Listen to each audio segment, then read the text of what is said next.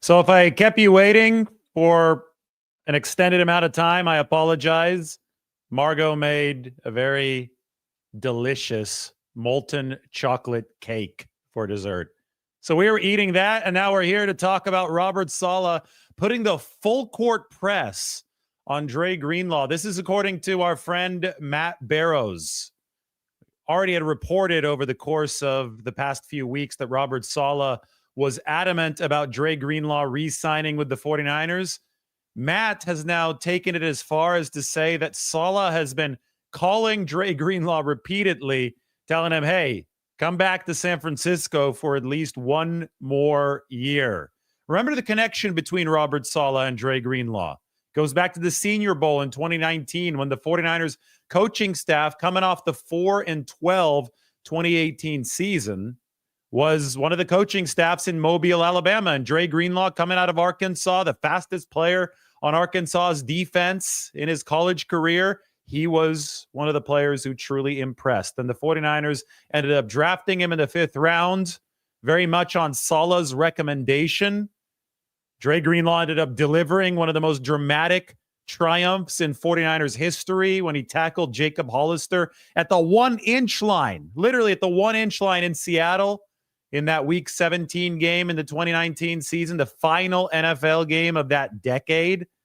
Earned the 49ers the number 1 seed. Obviously, Saleh rode that success into a head coaching job. Now he's back with the 49ers, and he realizes the importance of the linebacker position.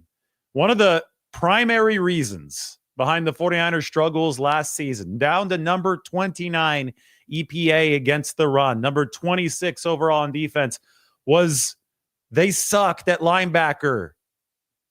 Beyond Fred Warner, it was rough. And Fred, as good of a year as he had, played it on a broken foot. But Devondre Campbell was their second linebacker, and that was ugly. He walked out on the team and was still talking crap on social media a week ago. So that gave you an idea of how rough of a season it was at perhaps, I don't want to say the most important position, but the binding position of the defense. So Robert Saleh's coming in. He had a really good linebacker play with the Jets while he was the head coach there, and that was a good defense under Robert Saleh. C.J. Mosley was one of his linebackers. Jamie Sherwood was another one of his linebackers. Sherwood is scheduled for free agency. He might be somebody that the 49ers sign, even if they do manage to get Greenlaw back for another season. But Saleh knows how important it is to bind the back end and the front end of the defense together, and that is what the linebacker position does, especially in this scheme. I mean, we talked about it with John Lynch yesterday at the NFL Combine. The defensive tackles are far apart. There's a lot of space. So for the wide 9, you've got to have defensive tackles who are athletic, who can eat that space, who can man that space, absorb the double teams while also taking away the running lanes where there is a little extra room. But it's not just the defensive tackle's responsibility. It's also the linebacker's responsibility, maybe even more on the linebacker to fill those gaps. Plus, you have to cover. It's a hard position to play, especially in this scheme, but it's very necessary for this scheme to work. People have often talked about the Seattle-style 4-3, run obviously by the Seahawks and now the 49ers, as a very talent-dependent scheme. I want to say an especially talent-dependent scheme. You're going to get higher highs out of it, and you're going to get lower lows. You can't just have an ordinary Joe playing linebacker and expect good results. That's why the 49ers got so desperate last year after the Dre Greenlaw Achilles tear. They wanted Eric Kendricks. Kendricks wasn't possible. Devondre Campbell, there were some red flags there, but they had to sign him. It obviously ended up blowing up in their face in that game against the Rams, but now they are adamant about getting Dre Greenlaw back. Now, yesterday I wrote about this up on the Standard. Here was the article. There's John Lynch. We can search for Dre's name in this article. This was the line that everybody should be paying attention to. John Lynch said, hopefully we can come to an agreement before free agency. We'll see. I don't think John Lynch says that unless things are trending in a positive direction. I asked about Greenlaw earlier in the session, and then he talked about Greenlaw again, I believe, in the second interview session, the one which we could not record. There was no video allowed. Couldn't post that one, but I could relay what John Lynch said. That was his quote. Hopefully, we, meaning the 49ers, can come to an agreement before free agency with Dre Greenlaw. So that means an agreement within the course of the next week and a half. On March 10th, the legal tampering window opens. On March 12th, free agency officially opens. But for all intents and purposes, you want to have your business buttoned up by March 10th. Because by March 12th, guys can officially sign contracts. But by March 10th, they can agree in terms with other teams. So Greenlaw is still under contract with the 49ers right now, even though he hasn't signed a new deal. But that deal will expire on March 12th if the 49ers cannot execute something in the interim. And by March 10th, you'll be able to officially start talking to other teams. That's why John Lynch wants this buttoned up before. Can San Francisco get it done? Well, they got it done with Ben Bartch, the left guard. And that was a relatively quiet signing. And I was a little surprised. I wasn't shocked, though, that they were able to get it done before free agency because he played only 65 snaps this past season. But those were 65 really good snaps from Ben Bartch. He was the 49ers' second best offensive lineman behind Trent Williams. He started the game against Buffalo, and he started the subsequent game against the Chicago Bears, and he got hurt during that game against the Chicago Bears with the high ankle sprain. But the contract details for Ben Bartch are out. It is a $1.17 million base salary, which is the veteran minimum for Ben Bartch, a $142,500 signing bonus, and a $25,000 workout bonus. So about $168,000 in bonus money for Ben Bartch that he should be collecting. The signing bonus is obviously guaranteed, and the workout bonus, if he shows up to the OTAs, will also be in his bank account. In total, $1.03 million of Ben Bartch's contract is fully guaranteed. You don't sign a player to any fully guaranteed money if you don't think he has a very, very strong chance of making your roster. And I'll say this, I think Ben Bartch is in the driver's seat to be the 49ers starting left guard in the 2025 season. Consider the money ball that they're playing up front. Ben Bartch is going to cost the 49ers $1.03 million fully guaranteed, a cap hit of $1.198 million. So let's just call it $1.2 million on the cap. While Jonah Jackson, the former Detroit Lions left guard, whom the Rams signed last offseason to $16 million a year, has already been allowed to seek a trade. That's right. The Rams signed Jonah Jackson for $16 million a year. He played like 4 games, and they're already interested in trading him. Meanwhile, it's going to cost only $1.2 million for the 49ers to have Ben Bartch, who very potentially is their starting left guard in 2025. So that's offensive line moneyball. You've got to find ways to be cost efficient. John Lynch talked about that yesterday at the NFL Combine. Cost efficiency is king, is key for the 49ers. It should be key for any team. You cannot just spend your way out of problems. Well, a good start for that cost efficiency is the re-signing of Ben Bartch. I just gave you the numbers right now. And another good step in that goal of cost efficiency would be to re-sign Dre Greenlaw like you re-signed Ben Bartch before free agency starts.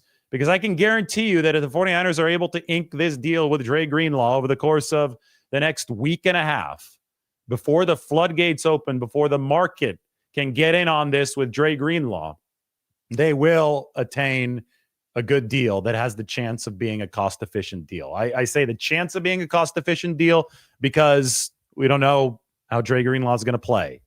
We don't know how, well, I can tell you that he's going to play well, but how available is he going to be? And availability is the best ability. He played only 34 snaps last season. So inherently, there is risk here. That's why the 49ers don't want to go beyond a certain price. That's why they're, if there's an open bidding war for Dre Greenlaw's services, and if There is more than one team, and more than one means somebody other than the 49ers who's interested in bringing him in and paying him a chunk of money that's above the league minimum. Well, it's going to be really, really hard for the 49ers in their cost-efficient mode to win that bidding war, because Greenlaw looked awesome upon his return from an Achilles injury last year. But despite the fact that he looked awesome, he only managed to play those 34 snaps. He showed explosiveness, but he did not show durability yet. And who can blame him? He tore his Achilles in the Super Bowl. But normally you need both of those components to secure a big contract in the NFL. Greenlaw only showed one of them last year, which is leaving the door open for the 49ers to potentially be able to re-sign him on that cost-efficient deal that they are looking for. So, again, let's share this article. Mike has this in the description. Make sure to check it out from yesterday. I'm also going to share Tim's piece from today, because we are going to be talking about that next. This was news that happened early in the morning, and it pertains to Myles Garrett. Look at this from Ari Meroff. Browns defensive end Myles Garrett is unwilling to negotiate a contract extension with the organization, as his agents have apparently slammed the door shut on any discussions, per Mary Kay Cabot. Garrett remains firm. He no longer wants to be in Cleveland. Just a few weeks ago, Myles Garrett requested a trade. We covered that extensively when it happened, because we'd be asleep at the switch if we didn't cover that. This is one of the best defensive players in football. Defensive player of the year 2 years ago. His play has not slowed down, even though he's right at 30 right now. Myles Garrett is worth paying attention to. And when he says that he wants out in the fashion that he said that he wanted out, he didn't say anything about more money. He didn't say anything about a new contract. He said that he wanted to win Super Bowls and that Cleveland was not the place to do it. It was a scathing indictment of the Haslam ownership in Cleveland, of Andrew Berry, the general manager, of the way that the Browns are operating and the position that they're in. Myles Garrett grew up in NFL terms in Cleveland, said, you guys aren't going anywhere. I want out. Didn't even mention money a single time in his trade request letter. Well, the Browns have since then said, we're not going to trade him. Too bad, Myles. We're not going to trade you. We're going to hold firm. Andrew Berry was just up on the lectern at the NFL Combine 2 days ago. Same stance from Cleveland. So this is Myles Garrett's response. He has slammed the door shut on any discussions with Cleveland. He is saying, I want out. And I think any objective viewer of this scenario realizes that he's probably correct in his assessment. The Browns gave out the worst contract in NFL history to Deshaun Watson about 3 years ago. $230 million fully guaranteed. No other contract has ever come close to approaching that. And it has completely crippled the Browns. Because now Deshaun Watson has torn his Achilles twice, so his career might be done. Even if it's not done, he was already the worst quarterback in football this past year. Without a quarterback, you're not going anywhere. Myles Garrett, this is a future Hall of Fame player. He wants to win a Super Bowl. But the Browns don't have the quarterback, point blank. And they spent $230 million fully guaranteed on Deshaun Watson, so there's nowhere for them to turn. There's no financial relief for this football team. The roster that had been fairly impressive around Watson, surrounding Myles Garrett. Obviously, Myles Garrett is part of that really impressive roster. But the roster that still seems to give the Cleveland Browns some hope is aging. Joel Bitonio is in his mid-30s. I mean, these guys are no longer in their primes. The household names that we've talked about regarding the Cleveland Browns are not top-shelf players anymore, except for this guy, except for Myles Garrett. So he realizes that the ship is sinking around him. He realizes that time is finite in the NFL. He wants to get off the ship, and he wants to go play for a Super Bowl somewhere, maybe for the 49ers. That would be one of the candidates, right? Any team with its head on straight, has to be interested in a player of Myles Garrett's caliber. I mean, the 49ers back in the day, they traded Charles Haley away to the Dallas Cowboys in the 90s. That remains one of the biggest mistakes in franchise history. The Cowboys will tell you how much Charles Haley supercharged their team. They usurped the 49ers in the NFC arms race. It wasn't until 2 years later that San Francisco was able to restabilize. They had to add Deion Sanders and build a super team of their own to overcome the Cowboys. I mean, edge rushers, outside of quarterbacks, it's edge rushers that have the biggest impact on this game.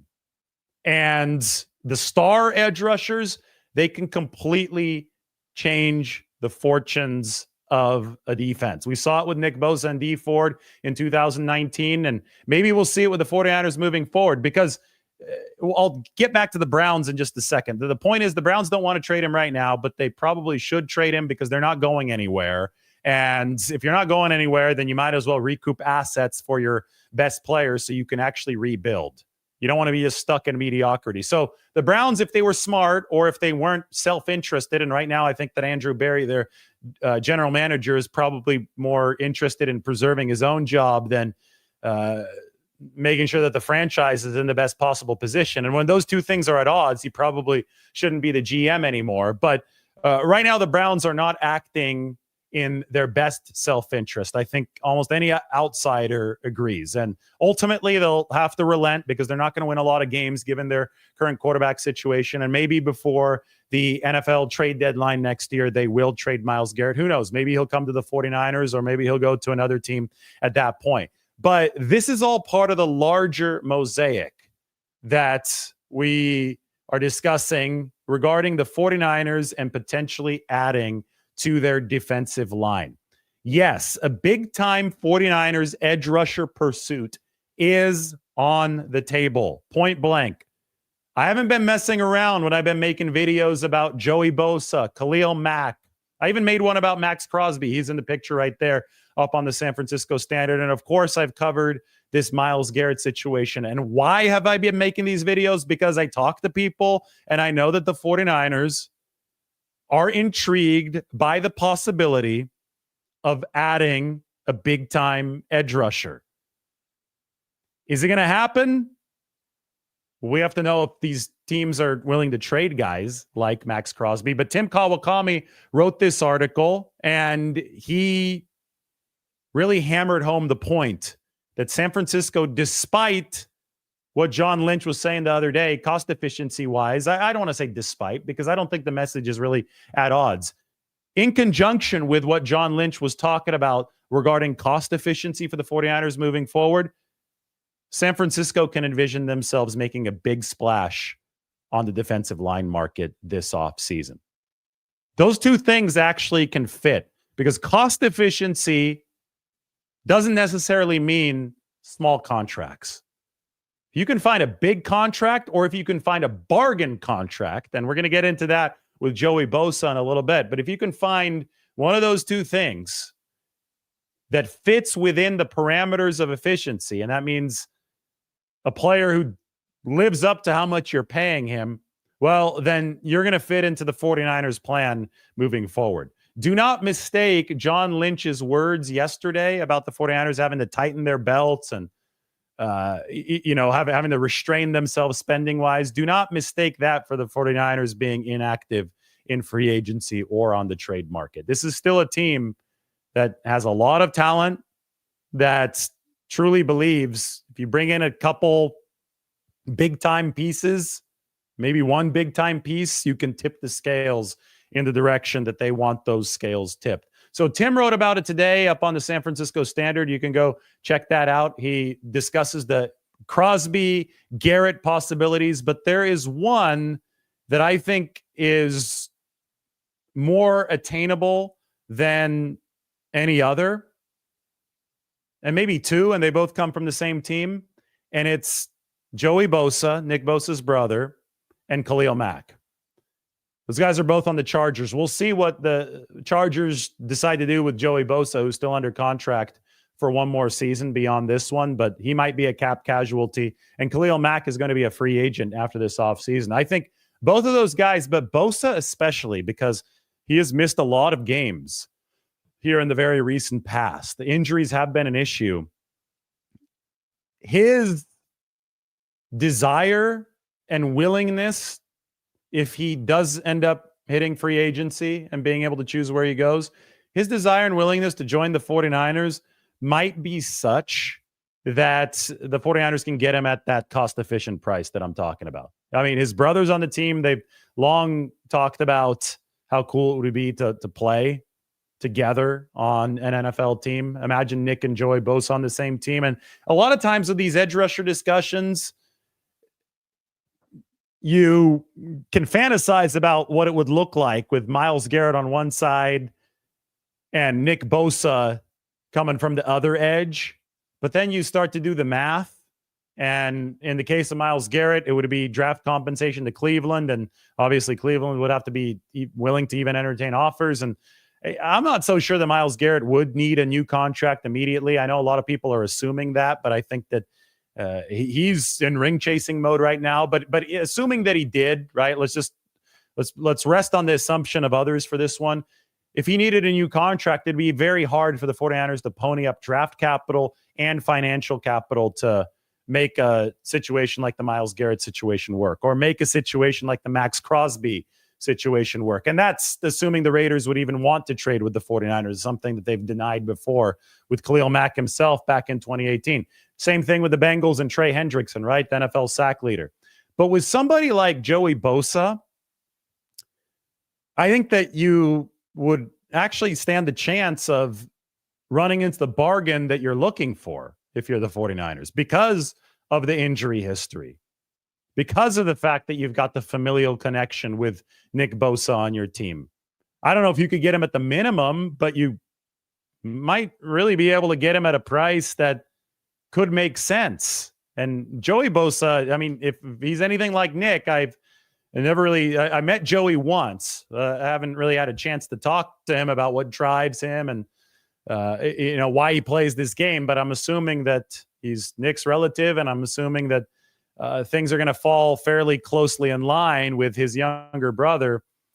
A Super Bowl is really important for Joey Bosa. It's important for Nick Bosa to get back to that final game and win it, and I would assume that it's the same for his brother. So with a big-time 49ers defensive end pursuit on the table, keep your eyes peeled here as we approach free agency and the new league year. It just so happens, though, that we're talking about all this on the day that defensive linemen tested at the NFL Combine, and they were absolutely electric. I mean, I'm not kidding. Shamar Stewart out of Texas A&M made history with a 49ers backpack. If you don't believe me, there it is. That's allegedly a 49ers backpack. Brad Graham at the SF Niners posted this on social media. I'm zooming in. That looks like a 49ers logo to me. Doesn't it look like a 49ers logo to you?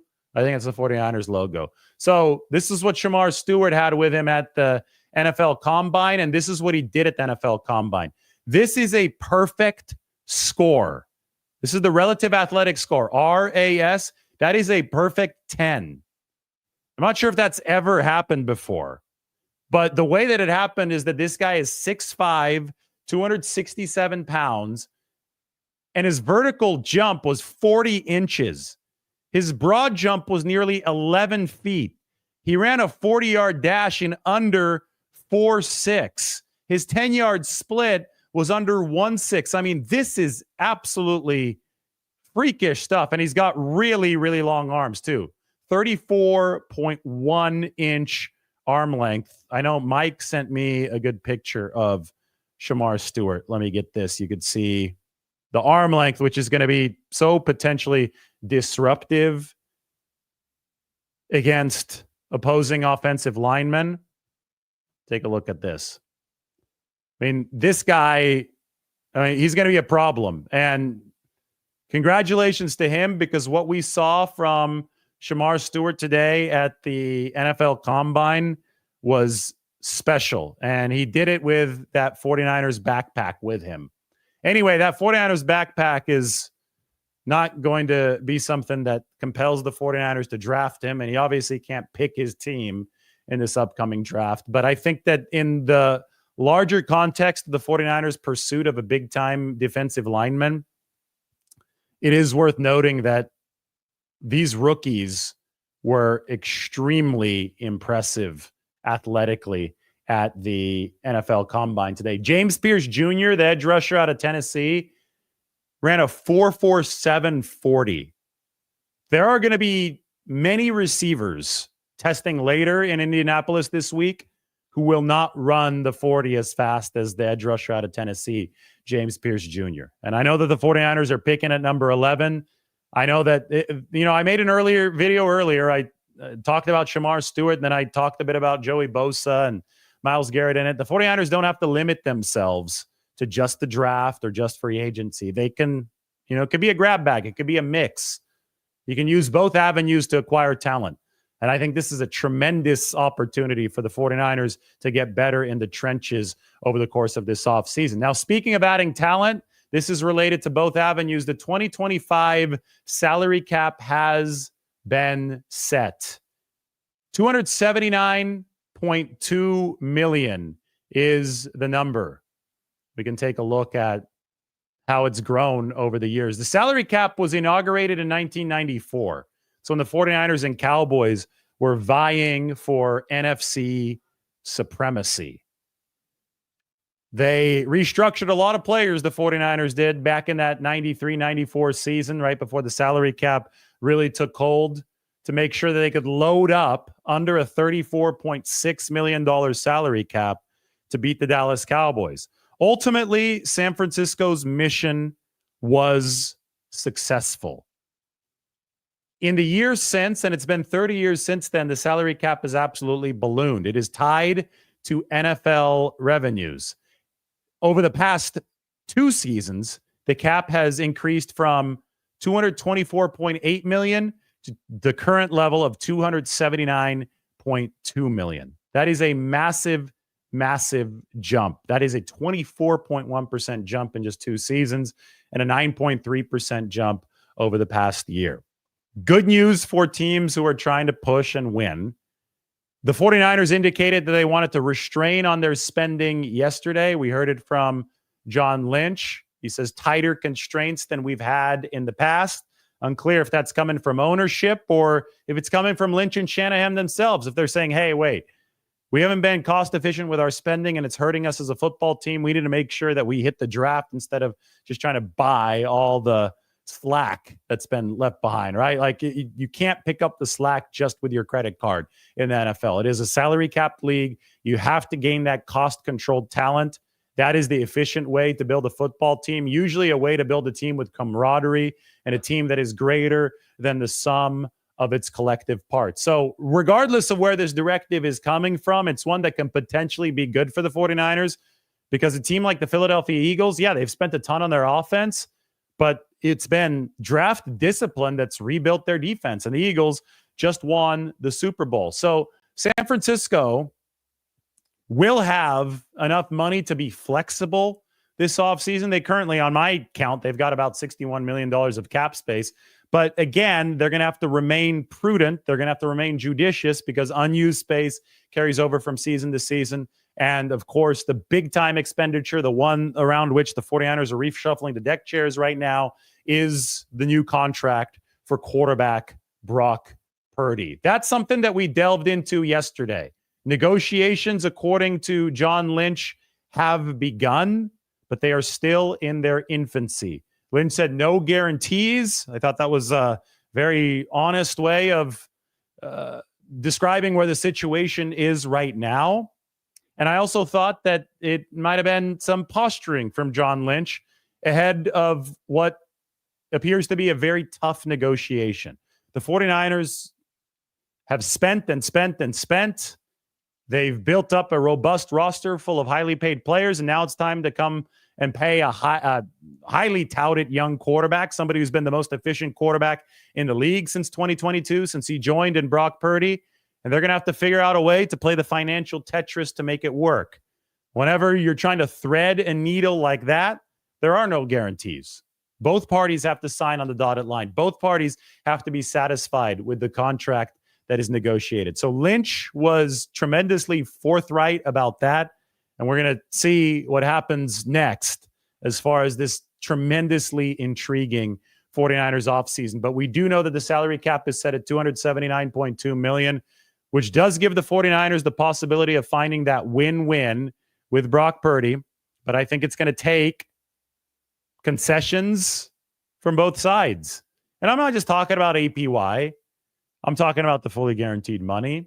I'm talking about contract length. Maybe Purdy gives the 49ers an extra year or two in length if he wants a certain APY, if that's what's important to him in his deal, or if fully guaranteed money is more important. And there are different variables in this deal that can be tugged in certain directions, pushed forward, pulled back to ultimately reach the point of agreement for both sides. John Lynch has often repeated about these contracts, when there's a will, there is a way. The 49ers certainly hope that where there is a will, there will be a way with Dre Greenlaw. At least Robert Saleh, who's putting on the full court press, does hope that, because there's a possibility that Dre Greenlaw remains a 49er and it makes Robert Saleh very happy. And according to John Lynch, there's a possibility that gets wrapped up before free agency. Wouldn't that be a treat for the 49ers, for Robert Saleh, and for their fans? I think we're opening this up to a 49ers Q&A. What's on everybody's minds tonight?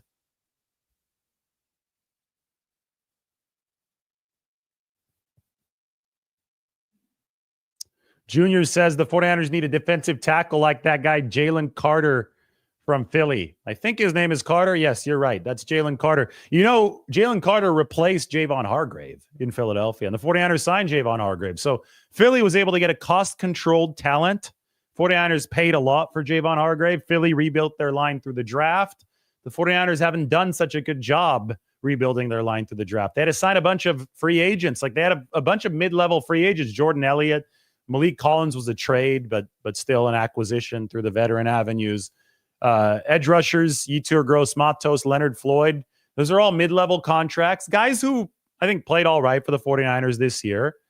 Yetur was hurt, and he was the defensive player of the week with his performance against the Bears. So you have to tip your cap there. Malik Collins played well, but and Leonard Floyd had his 8.5 sacks. But the 49ers as a whole defensively, and a lot of this goes back to the linebacker position and to the coordinator, where they really struggled this past year.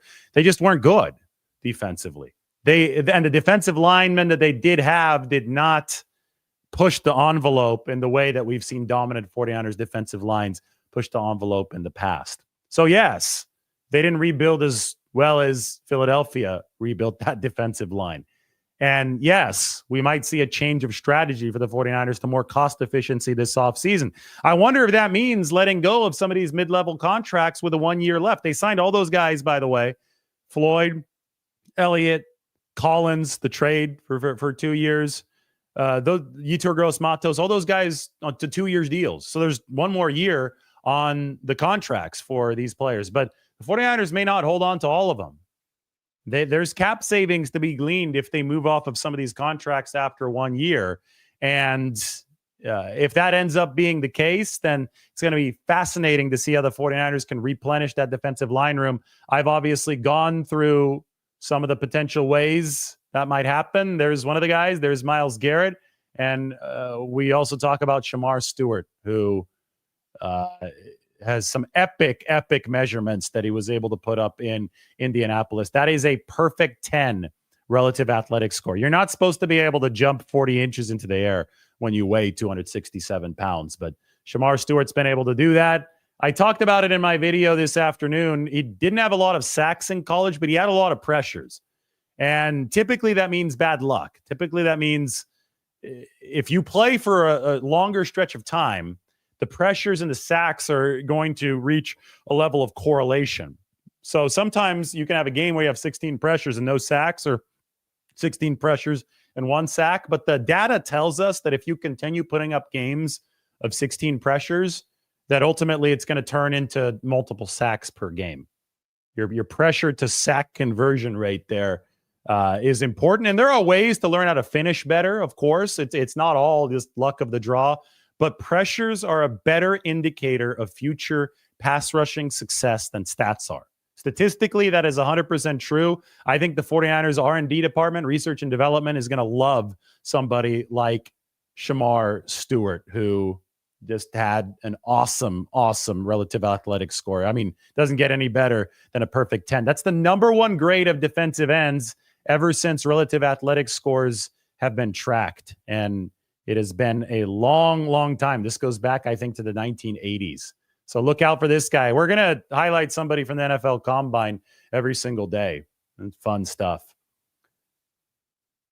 Can the 49ers trade up for Travis Hunter? I don't see him doing that. I know that he can play on both offense and defense, but I think the 49ers, if you're talking about building a cost-efficient roster, you're going to want to hold on to as many draft picks as you can. And the second you start trading up, especially aggressive trades up, probably to the top 5, those are going to cost a lot of picks. I mean, the 49ers have dealt with the downstream negative effects of the Trey Lance trade for years now. No first-round picks from outside of Trey Lance in 2021, but 2021, 2022, 2023, they finally had a first-rounder again last year. They used it on Ricky Pearsall, turning out to be a fine player for them. But imagine if they had first-rounders in other years instead of a failed quarterback like Trey Lance. It would have been in a lot better position. So it's expensive to trade up.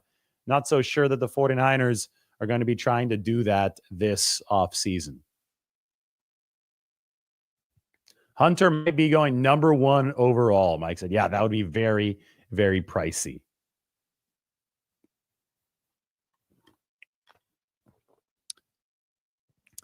Why even talk Travis Hunter? Because a good viewer asked me about Travis Hunter. Come on, guys. I'm going to answer questions as they come in here. I can't answer every single question. There's a lot of them. But if I see a viewer who's been loyal to the show, who's asking an honest question, they're allowed to talk about a player who might go number 1 overall in the draft. So, and I could say why it's not likely. I don't think it hurts anybody for me to get into that. Mike points out the 49ers are much more likely to trade back from number 11. Yes, stockpile more picks. It's like throwing darts up against the wall. The draft is an inexact science. Here's one word of advice. Many words of advice, technically.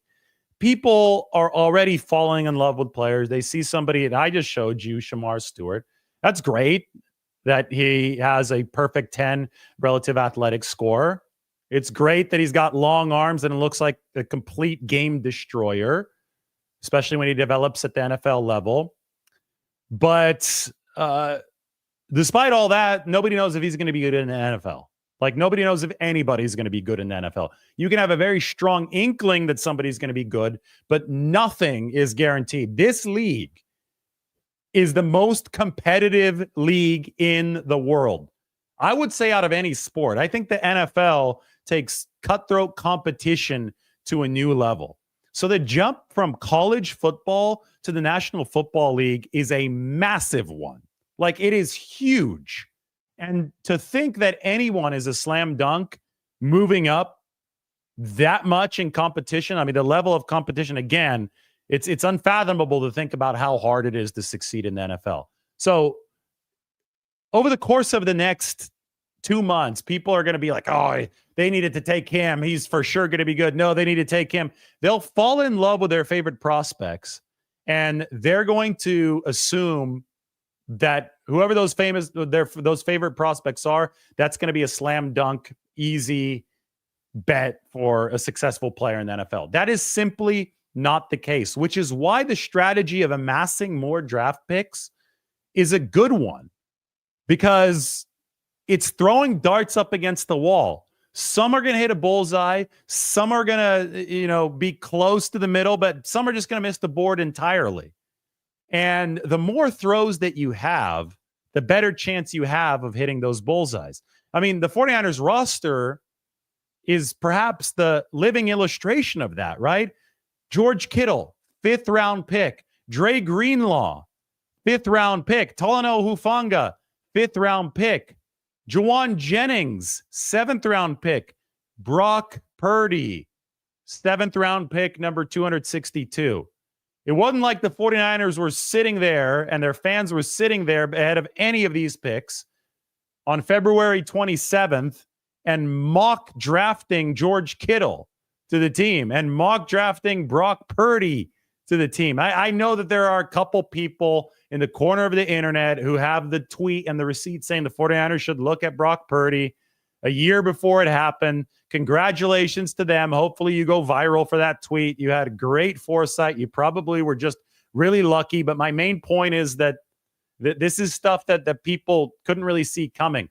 The way that you land on players like this multiple times, like the 49ers have, is that you take your shots more times than you succeed. Your hit rate is not going to be anywhere close to 100%. So trading back from number 11, if you can find a good package to trade back from number 11, good return makes a whole lot of sense because it is the way to mathematically try really gain an advantage in a crapshoot like the NFL draft.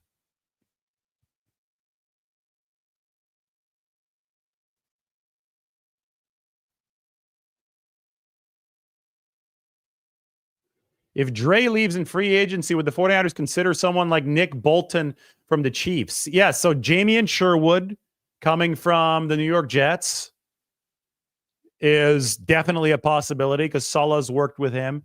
I've always liked Bolton as a player. I've always thought that he was one of the better players on that Kansas City defense. Obviously, Chris Jones in the middle and Justin Reed, the safety, is going to be available as well. But I do think that linebacker has proven to be so important for the 49ers. You saw how bad things got when they didn't have that linebacker next to Fred Warner this past season. It definitely needs to be a priority for San Francisco this offseason. And that's why Dre Greenlaw is calling Roberts other way around. Robert Saleh is calling Dre Greenlaw. He's blowing up his phone. He knows how important that position is, and we'll see if the 49ers can get something done. Even if they do, though, I think you have to insulate that position. Maybe they do that through the draft. Maybe they really like somebody there. But I don't think that Dre Greenlaw is the only signing you can make if you're the 49ers at linebacker. Arrogant Dave in the house tonight. Kind of like the nickname, Arrogant Dave. If that what speaking truth is called, then I'll go for it. Well, call me Arrogant Dave. Thanks. Appreciate it. We got somebody who wants the 49ers to sign Drew Dahlman. And then he wants to sign Davante Adams to replace Debo. Well, I think one thing. The 49ers like Jake Brendel a lot more than the outside 49ers fandom, especially on social media, likes Jake Brendel. That's not to say that they can't use an upgrade at center. We've seen it from Kyle Shanahan before. They've signed Alex Mack, obviously Weston Richburg before that. But the point is that Drew Dahlman is probably going to be very pricey. This could be a $15 to $20 million player. If he comes in under the $15 million, okay, maybe all of a sudden you're talking. Maybe that could be a bargain rate for the 49ers. But you got to think about the cost efficiency here. That's what we've been talking about all show. So remember that, because at some level, the 49ers have gotten cost efficiency from Jake Brendel. This is a cap hit of, I think, $4 to $5 million. It's a third of the size of the cap hit that somebody like Drew Dahlman would probably bring to the table. So we've talked about center being the rising tide that can lift all boats, but we also talk about the Moneyball approach that the 49ers have taken on the offensive line. And to be honest, it's something they've had to do, given how many other big swings they've taken across the rest of the roster, including on the offensive line itself, by the way, with Trent Williams, who had the record deal, or now I think again has the record deal for tackles after he renewed his contract last offseason. So that's just what I have to say about Dahlman. I think he'd be a great fit. I think he's emerged into a top 5 center, but the price tag is going to correspond with that. Then you say Davante Adams to replace Deebo Samuel. Davante's probably going where Aaron Rodgers is going, and Aaron's almost certainly not coming to the 49ers, right? So, I mean, there's an outside chance, because I do think the 49ers have work to do at the receiver position. And Davante Adams, you talk about a hometown discount, and he's from East Palo Alto. He went to Fresno State. He might be ring chasing, so maybe you can find some cost efficiency with him, but it's not something that I would bank on.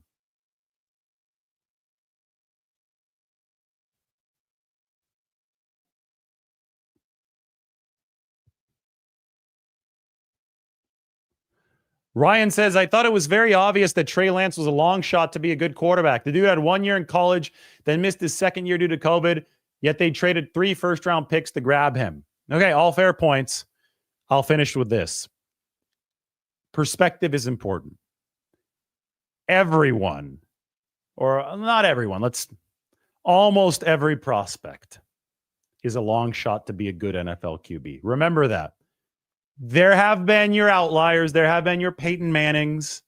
There have been your Andrew Lucks. In fact, I should probably speak of those guys in the singular, not in the plural, because there literally only been 2 of them in NFL history. Those are guys that were likely to be really good. But even first-round picks that have been established in college that everyone thought would be good in the NFL have flamed out. Quarterback is the hardest position to evaluate and then figure out who's actually going to be good in the league. That the step up from college to the pros is really tough. It has been shown that taking a big swing at the quarterback position can net you a player that is transcendent. The 49ers took their big swing in 2021. Was it a risk? Absolutely. Did it blow up in their faces? Yes. But if you want to talk strategy, you have to realize that in retrospect, you could say, yeah, he was a long shot to be a good QB. Essentially everyone is a long shot to be a good QB. You beat the odds to become one of those QBs that has lasting power in the NFL. Thousands of young athletes who train to be a quarterback in the United States or around the world, out of those thousands, there's only a very, very small handful that make it to the status of good NFL quarterback. And by that, I mean somebody who's a perennial starter year in, year out, who doesn't cause his fan base to completely pull their hair out. So, I mean, that makes the ascent of Brock Purdy from pick number 262 in the 7th round to, very good QB, great QB, whatever you want to call him. That makes it even more miraculous. You've got to cherish what you have when you do have it. So I appreciate the comment. Just wanted to add some context. Everybody hit that subscribe button. Everybody go out and check the San Francisco Standard. We've got my article from a couple weeks ago. We've got Tim's article on Crosby, on Myles Garrett, and on Joey Bosa. And then, of course, as the NFL Combine keeps on happening, this is it. This is the one that's linked in the description. Go ahead and sign up for the Standard. Hit the subscribe button right now. Everybody, thanks for watching. A lot of you on tonight. A lot of 49ers news. It has been very, very fun. The salary cap is set. Robert Saleh is putting the full court press on Dre Greenlaw. Myles Garrett has slammed the door shut in Cleveland, but they still don't want to trade him. We'll keep you updated. A big-time 49ers edge rusher pursuit is available, but hey, maybe you don't have to go through the veteran route. Or maybe you go through the veteran route and you pick somebody like Shamar Stewart, who made history today, a relative athletic score, a perfect 10, all while walking around Indianapolis with a 49ers backpack. How about that? Good night to all.